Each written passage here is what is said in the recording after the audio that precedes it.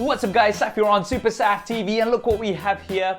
Yes, of course, it is indeed the brand new Apple iPhone XS Max. This is the whopping 512GB version, and it is in the new gold color. You might have seen a few unboxings, but I think this is the first unboxing from the UK, so a thumbs up for that would be appreciated. We also do have the iPhone XS, which we'll be looking at in the next video, and we'll compare that to the iPhone X in a bit of side-by-side detail. So do also look out for that, but let's get straight to the XS Max. So the box is pretty similar to what we've had in previous versions. The Apple logo at the top and bottom, and the iPhone logo on the left and right. The iPhone logo and the Apple logo are in gold, however. And here at the front, we've got a picture of the front of the XS Max with this planet. I believe you're going to get a slightly different colored planet depending on the color you go for. And one thing you will notice is that we can't actually see the notch because it's black. I'm not sure if this has been done deliberately, but anyway, let's get this out of the plastic.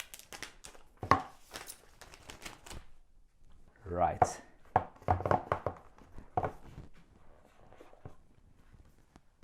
Initially presented with designed by Apple in California, little pack here.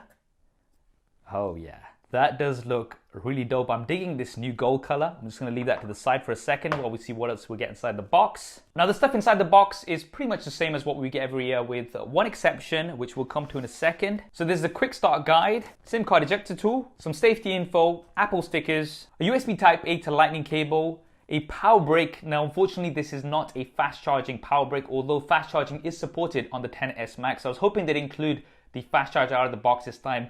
This is not the case. If you want to see a charging speed test of the XS Max because of that bigger battery compared to other devices, SuperSaf style, then definitely let me know in the comments below, and we can look at that with the fast charger as well as with the regular charger to see how much of a difference it is. And finally, we have the Apple Lightning AirPods. Now, the difference this year is that we no longer have a 3.5mm to Lightning dongle. This is something that has been included on the previous couple of year iPhones since we got rid of the headphone jack. And it looks like Apple is very keen to go wireless. So if you do have some 3.5mm headphones, you will have to buy the dongle separately if you don't have one already. Right, now let's get to the phone and probably what's the most satisfying part of my job, and that is taking off this plastic. Let's do it. Oh yeah, so satisfying. Now just quickly bringing in the iPhone X here for a size comparison. It's definitely quite a bit bigger compared to the iPhone X, but in comparison to something like the iPhone 7 or 8 Plus, it's actually roughly about the same size. Although we do have a much larger display compared to something like the 8 Plus, which has a 5.5-inch display. Here we've got a 6.5-inch display. I've just switched it on. Let's go ahead and set this up. UK. And we do have quick start on here, which is really cool. You can just bring close your existing iPhone if you have one. We can just unlock to continue, and we should just get it set up from here. All right. Finishing on new iPhone. I really do like this feature. It makes the transfer process so much easier. Just quickly run through all of the settings, and we have set up Face ID as well. What's interesting is that I didn't have to insert a SIM card. Usually you do have to have a SIM card. And the reason for that is this time we do have dual SIM support, one physical SIM and the other is an eSIM. eSIM support is not going to be out right away. It's going to come via software update. And unless you're in China, you will have to use an eSIM as one of your two SIMs. The only place where two physical SIM cards are going to be supported will be in China. And there we have it. Look at that display. It's absolutely stunning. We've got an OLED display like we had on the iPhone X, which means we've got great contrast ratio. We've got inky blacks, and the viewing angle is also very, very good. Now it actually has been improved a little bit compared to last year. We've got 60% better dynamic range. And first impressions are really good. We've got the small bezel all the way around.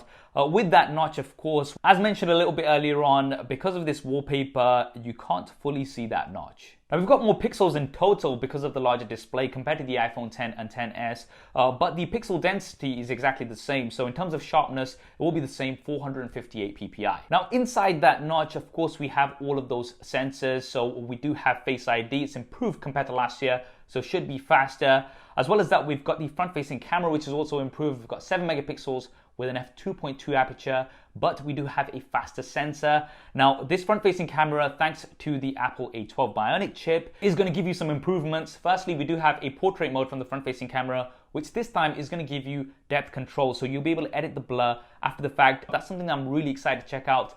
But more so in the side of video, we've got some improvements. We've got 1080p up to 60 frames a second. So that should be great for vlogging. But as well as that, we apparently do also have stabilization from the front-facing camera. This is something that we've not had previously. I cannot wait to test this out and put it up against another camera. So definitely let me know in the comments below which SuperSaf style camera comparison you'd like to see first with the iPhone XS Max. Now we've got an earpiece here in the notch as well, and that is one of the two speakers. So we do have stereo speakers. We've got wider stereo speakers compared to last year. So as well as the immersive viewing experience, you should be getting some immersive audio too. Taking a look around the device, we do have a stainless steel frame. Now this is gold, which is nice. It's color coded, so that does look pretty cool. At the bottom is the lightning port. There are two grills which are not symmetrical this time. Last year they were symmetrical. This time we've got the speaker and then we've got the mic. But on one side we do only have 4 grills, whereas on the other side we have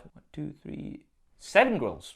That's interesting. On the right hand side there's a power button as well as the SIM card tray. On the left hand side we've got the volume button as well as the mute switch. Nothing at the top. And moving on to the back, we do have this beautiful gold color. I'm definitely digging this gold compared to what we had on the iPhone 8 Plus last year. We've got the Apple logo in the middle. There's also the iPhone logo at the bottom. And then we've got some FCC information. This is something that we do unfortunately have in Europe. I hate all of those comments. I'm sure there's still going to be some comments saying, oh, this is a fake unit because they don't have these anymore. Yes, they don't have them in places like the US, but unfortunately in the UK we still have this. Now this glass, Apple is saying, is the most durable glass on any smartphone, not on any iPhone, any smartphone out there. I'm sure my buddy Zach from Jerry Rig Everything will be doing a durability test very, very soon. So we'll find out exactly how durable this glass is. This year we've also got IP68 Water Dust Resistance. Last year we had IP67. What this basically means is that you're going to be able to submerge this into water up to 2 meters instead of 1 meter compared to last year for 30 minutes. Might not be a big deal for some, but it's definitely a welcomed improvement. Now let's talk about the rear-facing cameras. So we've got a dual 12 megapixel camera setup, both with optical image stabilization like we had last year.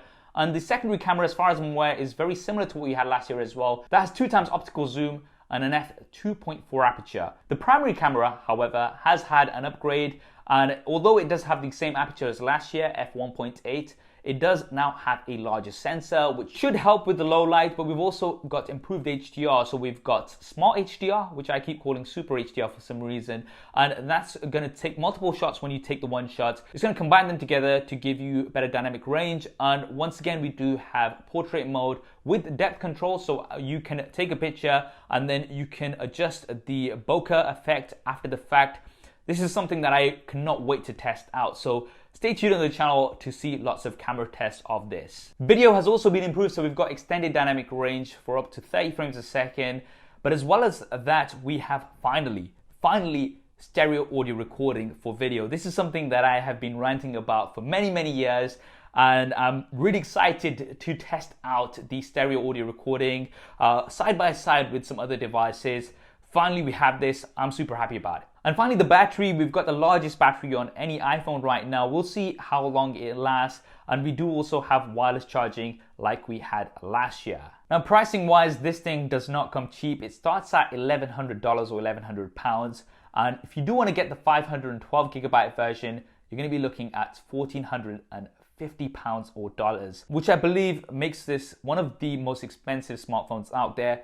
Of course, if you don't want to go for the large version, you can go for the iPhone XS, which is slightly cheaper. And there's going to be the iPhone XR, which we'll be covering very soon too. What do you guys think of the iPhone XS Max? Definitely let me know in the comments below. And also let me know in the comments below what coverage you'd like me to do with the iPhone XS Max. Of course, there's going to be lots coming here on the channel. So if you haven't already, then be sure to subscribe and switch on notifications. I hope you enjoyed this video and found it useful. If you did, do hit that thumbs up button for me. Thanks for watching. This is Saf on SuperSaf TV. I'll see you next time.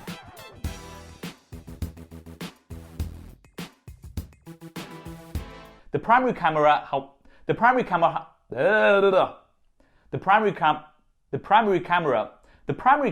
however,